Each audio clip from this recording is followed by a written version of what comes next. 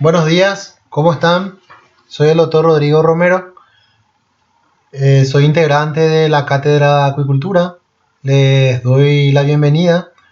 Hoy vamos a desarrollar la primera clase que es referente a la introducción de la acuicultura, o sea, la introducción, los primeros puntos que vamos a tratar de este año lectivo. El doctor Miguel Vargas es el encargado de la cátedra y también otro colaborador y miembro es el doctor Carlos Viveros, que también va a estar acompañándolo a ustedes. Hoy, como les digo, me toca desarrollar el primer ítem, que es justamente la introducción. Y como introducción nosotros tenemos que tener en cuenta dos tipos importantes de nomenclatura que vamos a utilizar. En este caso, lo que es la piscicultura y lo que es la acuicultura. Ambas denominaciones tienen diferentes significados. La piscicultura, nosotros vamos a hablar de la cría controlada de peces en un estanque. Y cuando hablamos de acuicultura, vamos a hablar de organismos, cría controlada de organismos acuáticos. Para dar una idea, podemos arrancar viendo en la línea de tiempo cómo se vinieron desarrollando estas actividades de piscicultura. Tenemos que a partir de los 2500 años antes de Cristo, ya en Egipto y en China se estuvieron haciendo las crías de especies de peces o producción de peces para su consumo y para comercialización también, pero más consumo, ¿verdad? También a través de los siglos 7 se hicieron la cría de tilapia en Europa, se introdujo eso, empezaron a criar peces para el consumo, para la venta, y los primeros ensayos de reproducción artificial, o sea, de cómo criar o reproducir principalmente los peces en un laboratorio en forma artificial, se llevaron a cabo a partir del siglo XVII, ¿verdad? Esta historia de la piscicultura en el Paraguay fue desarrollada o comenzó a partir de los años 30, cuando se introdujeron la carpa común, ya con algunos productores de la zona. También el Ministerio de Agricultura y Ganadería, a través de los programas que se denominaban Vecinos Mundiales, fueron también ya desarrollando este tipo de actividad, como el caso de la producción de peces a través del año 1964 más o menos. En el 65 también las carpas y tilapias fueron yendo incorporados también. La FCB, la Facultad de Ciencias Veterinarias, creó su cátedra de piscicultura en el año 1978. Dentro de la granja experimental fueron construidos estanques donde se llevaron a cabo esta producción, ¿verdad? Y como investigaciones también de extensión con ciertos productores donde se fue desarrollando la piscicultura.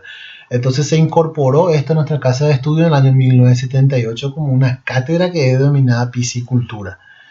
El Ministerio de Agricultura y Ganadería también creó su departamento de pesca y agricultura en el año 1985. A partir de ahí también hubo muchos proyectos, como en el caso de la FAO, la FCB, donde se crearon unas cooperativas para hacer la producción de peces. Esta cooperativa creo que hoy en día sigue vigente. Se creó en el año 1988, tuvo un paro, o sea, no se estuvo produciendo por unos años, pero luego creo que retomaron esa actividad. En cuanto a la ley de pesca, también fue creada en el 96 a través del Ministerio de Agricultura y Ganadería. Esta ley a partir de ahí fue modificándose hasta hoy en día, ¿verdad? Que se van incorporando varios artículos, varias cosas según cómo va desarrollándose la ciencia y el ambiente principalmente, ¿verdad? Para el bienestar de los peces y los pescadores y los pobladores, ¿verdad? En cuanto al Departamento de Pesca y Agricultura en la Facultad de Ciencias Veterinarias, a partir del año 2000 se creó esa dependencia. En ese lugar normalmente van los profesionales que están especializados en el área de la pesca, en el área de la acuicultura, la piscicultura. Entonces la mayoría de los colegas que formamos parte de ese departamento, porque también nosotros formamos parte del departamento, estamos ya especializados en diferentes niveles de posgrado, en maestría, doctorados, incluso ya con muchas investigaciones y con varios años ya de experiencia en la rama, en el área, ¿verdad? Las entidades como Yaceneta, Itaipú y los productores privados también estuvieron llevando a cabo desde hace mucho tiempo también ya la producción de peces a nivel nacional. Incluso están muy adelantados también con diferentes tipos. Ellos producen ya especies autóctonas, especies exóticas como en el caso de tilapia, pacú, están bastante adelantados, y principalmente los productores privados, que es lo importante, ¿verdad? ¿Por qué? Porque llega a ellos esa extensión o el conocimiento de cómo producir. Entonces ya se dedican también ellos para la venta y para el consumo, más para el área comercial. Bien, eso fue lo que es una breve reseña de lo que es la parte histórica de la piscicultura a nivel ya mundial, ¿verdad? Y a nivel país, cómo se fue desarrollando. En nuestra cátedra nosotros vamos a hablar de diferentes tipos de producciones. Por eso es que hago hincapié en la diferencia entre las siguientes denominaciones, que es piscicultura y acuicultura. En este caso, la acuicultura como concepto nos dice que es la cría controlada de organismos acuáticos. Estos organismos acuáticos pueden ser peces, pueden ser moluscos, pueden ser ranas incluso.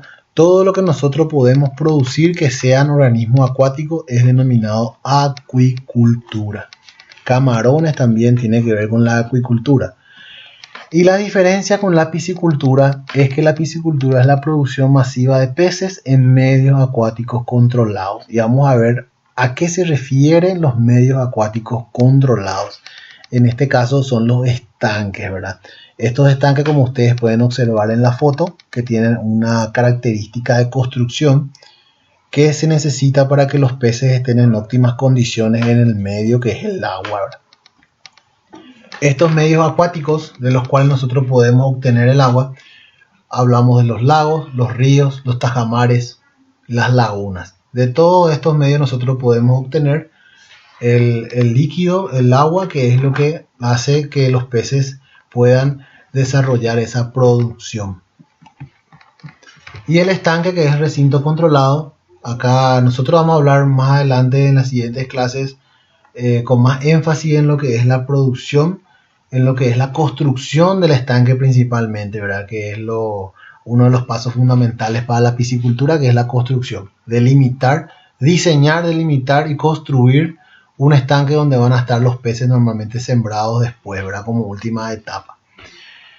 O aquí podemos ver el concepto, que es un recinto acuático poco profundo con entrada y salida de agua controlada destinado a la producción de peces. Entonces ese es el concepto. ¿Por qué dice con entrada y salida controlada?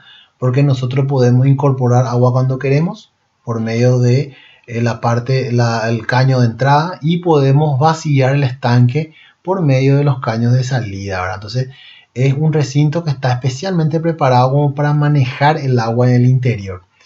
Y dice poco profundo porque normalmente la profundidad varía entre los 1,20 m y los 1,70 m de acuerdo a las zonas que van a ser las zonas más playas y las zonas más profundas, ¿verdad? Que los peces usan para resguardarse.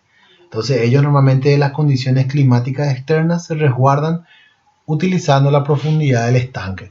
Si hace mucho frío o si hace mucho calor, ellos van al fondo y de esa manera se resguardan de las capas superficiales del agua, donde normalmente sí está en relación con el ambiente exterior, ¿verdad? Entonces por eso dice poco profundo, porque tampoco no puede darle mayor profundidad, porque si no ya dificulta después una de las tareas o manejos posteriores al engorde, que es la extracción o la cosecha de los peces, que cuando sacamos los peces del estanque, o sea, no puede haber un estanque con 3 o 4 metros de profundidad, porque va a dificultar mucho a la hora de la cosecha. Por eso el concepto es fundamental. Es un recinto acuático poco profundo con entrada y salida de agua controlada, destinado a la producción de peces. La piscigranja se refiere al lugar donde se desarrolla la producción piscícola. Entonces podemos también encontrar con otra denominación, como en el caso de las piscifactorías. Esta piscifactoría en otros países también se le nombra así.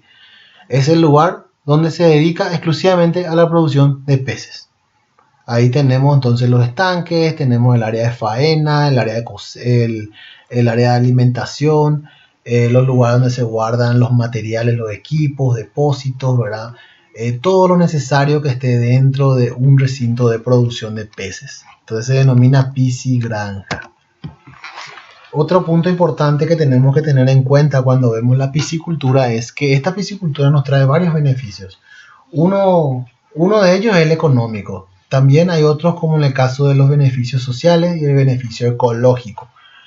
En este caso, el beneficio económico de hacer piscicultura reditúa en varios aspectos, varios puntos, varios ítems, como en el caso de que posee un alto rendimiento por unidad de superficie. Significa que nosotros podemos producir mucha carne, ¿verdad? O podemos tener mucho producto en poco lugar. Por regla general, normalmente cuando se habla de una densidad para cada especie, tenemos que ciertas especies exóticas, como en el caso de la tilapia, podemos producir hasta 2 peces por cada metro cuadrado de estanque. Los peces autóctonos normalmente 1 pez por metro cuadrado de estanque. Y si vamos a eso, en un estanque de 300 metros cuadrados se puede producir hasta 600 tilapias aproximadamente. Eso es lo que se tiene en cuenta. Y para los peces autóctonos, normalmente si tenemos un estanque de 300 metros cuadrados se puede producir hasta 300 kilos en un ciclo de producción. El retorno rápido del capital invertido. Esto significa que tienen ciclo corto. Normalmente cuando se hace la producción, entonces las especies en 1 año o en 6 meses ya pueden ir recuperando el capital que se fue incorporando, que se fue invirtiendo. Se puede ir recuperando ya de acuerdo a que los ciclos son en algunas especies muy cortos y te permite eso, ¿verdad? La valorización del terreno se refiere a que un terreno normalmente que posee una piscigranja ya con todos los estanques, la infraestructura necesaria, tiene un costo o un valor agregado. Entonces, el valor original del terreno sin la piscigranja es mucho menor que con la piscigranja ya, ¿verdad? Y cuando habla de la eficiente conversión es que se necesita poca cantidad de alimento para que genere mucha cantidad de kilo de producción. En este caso la tilapia estamos hablando de 1,5. Significa que normalmente para alcanzar 1 kilo se necesita 1,5 kilos o 1 kilo aproximadamente de alimento para que ese pez pueda producir 1 kilo de carne. También hay utilización de subproductos, que es lo importante. Todo se puede utilizar, todo es utilizable. Tenemos por ejemplo la carcasa de los peces. Si los peces se venden enteros, entonces se viscera, esa víscera se vende. También si se hace el filet de pescado, queda la carcasa, esa carcasa se puede vender como puchero, o en todo caso se puede secar al sol y se hace harina de pescado, que también se puede vender o se puede utilizar para incorporar en el alimento de los peces. Todo se puede utilizar y se puede sacar provecho de lo que queda de la producción. En cuanto al punto de los beneficios sociales, habla diferentes ítems que tienen que ver con el uso de la mano de obra familiar, el vínculo con la comunidad, evitar el éxodo de población rural a las ciudades, mantener una sociedad bien alimentada y también oportunidades de recreación y turismo. Sí, es fundamental la parte social, debido a que lo importante en todo esto, lo más importante que vemos, es que es una producción que se puede manejar en la propia familia. No hay necesidad de contratar diferentes obreros, diferentes personales para poder cubrir esta producción. O sea, tranquilamente una familia, un padre, un hijo, una madre, unos hijos pueden llevar a cabo esta producción cuidando los estanques, dando de comer a los peces, haciendo la faena. Y por medio de esto también uno puede evitar ir, por ejemplo, a trabajar en otras ciudades, puede tener su propio oficio, su propia producción, donde le genere una rentabilidad que le pueda dar una vida digna, ¿verdad? Y con todo lo necesario como para poder autosustentarse. También esta pesca urbana, que se refiere a la recreación y turismo, aquí habla básicamente sobre lo que es la pesca. Se pueden dedicar a hacer pesca y pague, que es algo que hoy en día tiene mucha importancia, ya que la gente va cada vez más a estos sitios donde uno busca relajarse, ir a pescar, obtener el producto de esa pesca. Se puede cocinar en el lugar, uno compra, lo puede llevar, pero más bien es esa relajación que es lo que busca la gente, ¿verdad? Eso tiene que ver desde el punto social. Y en lo ecológico, citamos dos cosas muy importantes que son la siembra de repoblación y la disminución en la presión de la pesca. Esta siembra de repoblación habla sobre trabajos ya de reproducción artificial, donde nosotros en laboratorio o donde se busca en laboratorio reproducir los alevines o las semillas de las especies más importantes de nuestros ríos. ¿Para qué? Como para poder incorporar otra vez nuevamente, porque está ligado directamente con lo que es la disminución en la presión de pesca. ¿Qué significa la presión de pesca? Es justamente cuando disminuye los peces en el agua debido a la extracción masiva de los mismos. O sea, cada año se está pescando mayor cantidad, cada año es más difícil encontrar ciertas especies o cierto tamaño de especies. Entonces esta presión cada vez va aumentando porque la población misma así lo está realizando en el consumo masivo de los peces o en la venta, en la parte comercial masiva de los peces que hacen los pescadores, que hacen la gente que está en el área, ¿verdad? Entonces esta siembra que se hace normalmente de las especies nativas, como en el caso del pacú, del surubí, ¿verdad? Es muy importante para poder incorporar nuevamente al agua las especies para que puedan crecer, desarrollarse y que lleguen al objetivo de que puedan volver a reproducirse otra vez, ¿verdad? Eso es lo importante desde el punto de vista ecológico. Los componentes de la piscicultura hablan de 3 puntos bastante importantes que están ligados entre sí, como en el caso del pez, del agua y del hombre. Estos componentes están ligados entre sí de una manera igual. Cada uno de ellos funciona totalmente en forma, vamos a decirle, ligada a otro. El pez, el agua y el hombre. Podemos comenzar citando el pez, ¿verdad? Que es el producto que nosotros vamos a criar y vamos a buscar obtener y comercializar o consumir más adelante. En cuanto a los peces que nosotros vamos a utilizar para hacer la piscicultura, tenemos especies que usted tiene que saber que son autóctonas y exóticas. Las autóctonas son aquellos que están presentes en nuestros ríos, son aquellos peces propios nuestros de nuestra región, ¿verdad? Y las exóticas son aquellas que se trajeron de otro lugar, se incorporaron al sistema y se producen a nivel país, ¿verdad? O en la región. En cuanto a los peces autóctonos, se le puede citar, por ejemplo, al pacú, que es el Piaratus mesopotámico. Este pez, vamos a ir hablando de cada una de estas especies de peces más adelante en las clases siguientes, cuando toquemos las tecnologías de reproducción o de producción de especies de peces como el pacú, como la tilapia, ¿verdad? Como el surubí. Pero para poder citarlo ahora, para que ustedes lo conozcan entonces, este es el pacú, el Piaratus mesopotámico, que es lo que se produce hoy en día ya en mayor cantidad a nivel país con los productores de mediano, grande, ¿verdad? Y mediana y grande producción. Ya se creó, incluso se desarrolló la tecnología para la reproducción artificial mediante proyectos de investigaciones que tuvieron a cabo, que estuvieron ligados, ¿verdad?, a instituciones internacionales, como en el caso de la misión técnica de Taiwán, en conjunto con el Ministerio de Agricultura y Ganadería y la Facultad de Ciencias Veterinarias, donde se desarrollaron las técnicas de reproducción artificial de estos peces y se socializaron, se divulgaron con los productores para que ellos también puedan saber cómo hacer para producir estos peces, que era normalmente el problema anterior. El problema era cómo se conseguían los peces para criar, cómo conseguíamos los alevines y nadie podía hacer. Se tenía que comprar de otro país, se incorporar de otro lugar. Entonces hoy en día ya se cuenta con esa técnica de reproducción a nivel país para poder subsanar ese cuello de botella que era el conseguir el alevín para poder producir. Es un pez muy noble que tiene unas características que son muy adaptables a la producción. El carimbatá también es otro pez que se produce, ¿verdad?, en menor valor comercial, no tan abundante, pero también se sigue realizando. Más bien, desde el punto de vista ecológico, es uno de los peces predilectos, porque si vamos a hacer una siembra de reproducción, esta especie es muy fácil de reproducir artificialmente, crece muy rápido y es uno de los forrajes principales del río para el alimento de otros peces. En la boga también se tiene también la tecnología de producción de engorde, ¿verdad? Como cualquier otra especie, también una especie muy noble de un alto consumo.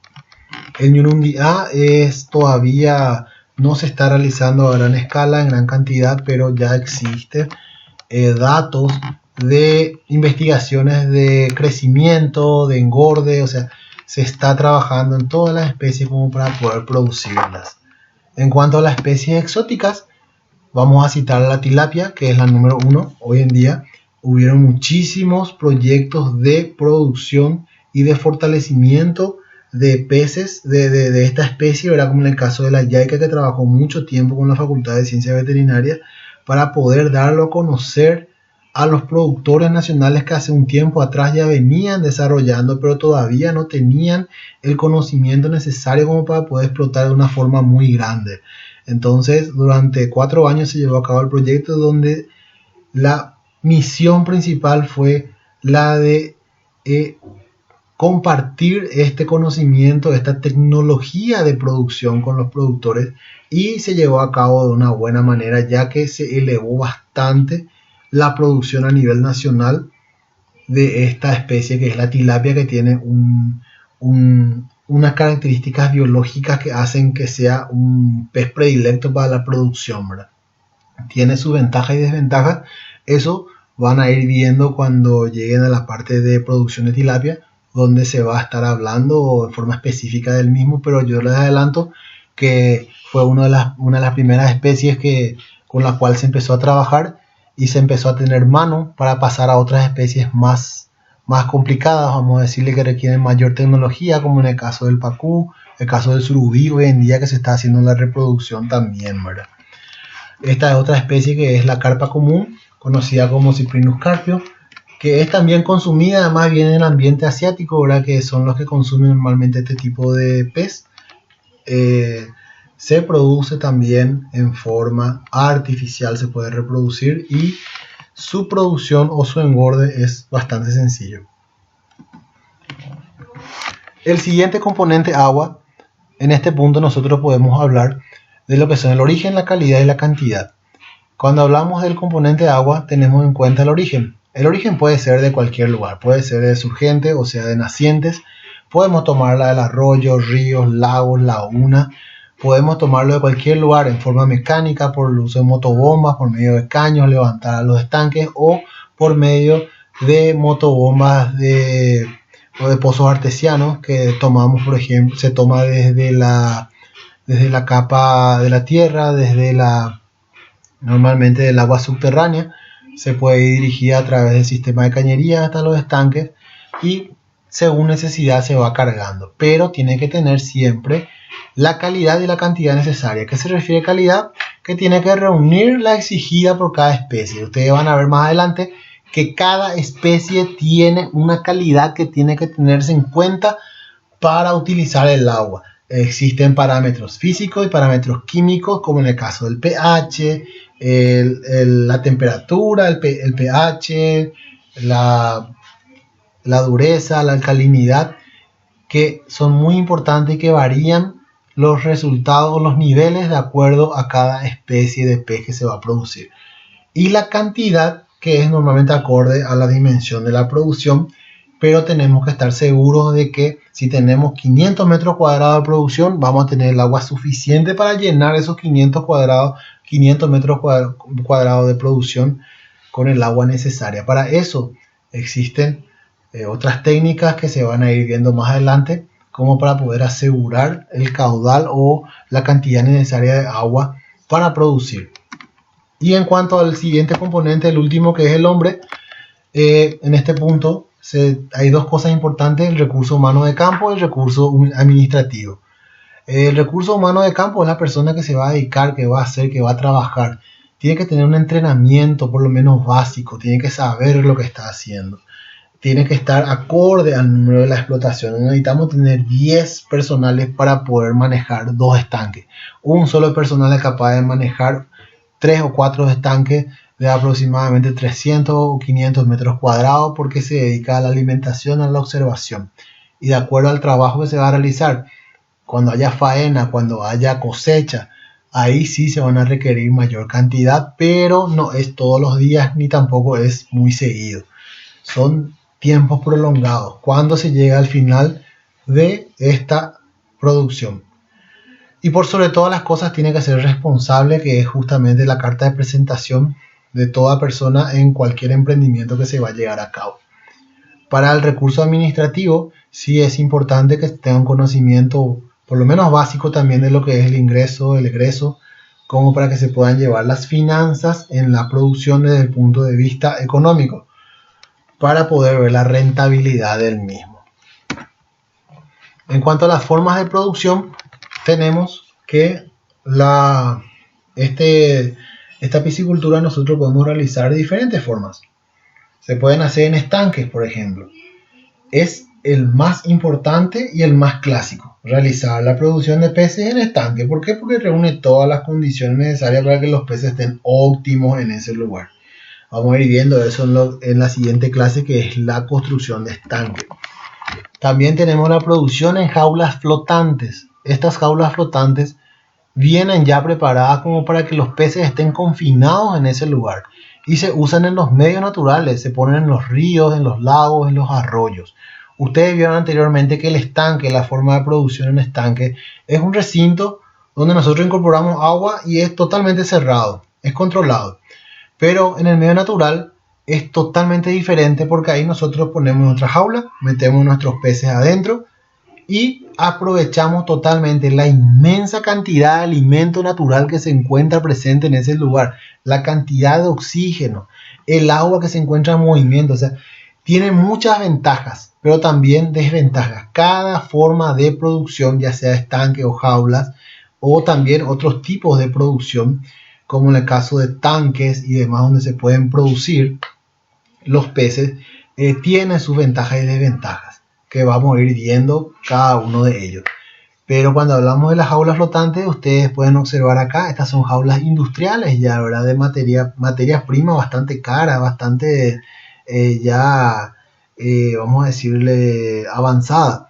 Esto se puede hacer incluso artesanal, se puede utilizar madera, se puede utilizar varillas, se puede utilizar hierro. La idea y el objetivo principal es que los peces queden confinados dentro y que puedan crecer sin que el medio exterior, como en el caso de los predadores y demás, puedan afectarle a ellos. Entonces, que estén confinados en ese lugar y que ahí crezcan esos peces aprovechando todo lo que tiene en ese medio natural. Esa es la diferencia en jaulas flotantes y estanques, que vamos a ir profundizando después, ¿verdad? Como potencial productivo, cuando hablamos de la productividad de la piscicultura, yo les puedo citar dos especies. Y de estas estamos viendo una que es autóctona y otra que es exótica. En el caso de la especie autóctona tenemos el pacú, que puede llegarse a producir hasta 7.000 kilogramos por hectárea. Habíamos hablado de que tiene mucha productividad en poco espacio, ¿verdad? Esa fue una de los beneficios económicos que estuvimos hablando en el primer punto. Y la tilapia hasta 10.000 kilogramos por hectárea es lo que se puede llegar a producir, ¿verdad? Incluso en sistemas un poco más avanzados como el tradicional que tenemos hoy en día, que es el sistema semi-extensivo. En sistemas más intensivos se puede llegar a producir mucho más, ¿verdad? Entonces, este es el potencial productivo que te puede dar la especie de acuerdo a cómo uno va manejando o va cerrando un ciclo. Y bueno, llegamos al final. Esta fue la primera clase de introducción. Es más bien un pantallazo de lo que se va a ir dando durante todo el ciclo lectivo. Vamos a ir viendo cada vez ítems más específicos de lo que es esta nueva área, esta nueva materia que están desarrollando. Es un área nueva, es totalmente diferente a lo que venimos realizando, trabajando en otras áreas, como en el caso de los animales terrestres, pero no es complicado. Entonces, de a poco vamos a ir adentrándonos en cada ítem y en cada tema. Muchas gracias.